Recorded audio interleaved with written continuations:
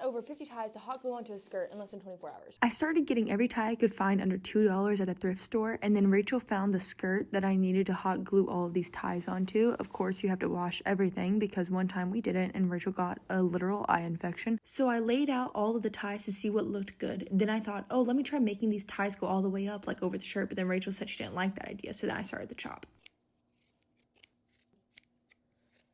I started gluing and quickly realized the way I was doing it was not actually going to hold up, so I changed tactics. I cut the tie lower and then glued the piece I cut above to create the idea of it flowing together. And so after I got the front half of the skirt done, I tried my hand at the shirt. I started gluing the small end sideways, but then I realized I couldn't actually get it off the model. So since that wasn't going to be a corset, I needed to figure out something different. I finished up the first layer of the skirt and then tried my hand at tying a tie for the very first time. That's about 4 inches.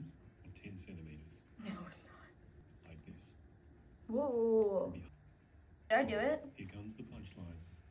No. I ended up using the ends of the ties as a short cap sleeve on the sides, and then I went to work on making the tie. I just learned how to tie wired. You know, the idea of like the tie flying up. I just hot glued some wire to the inside of the tie to give it that look.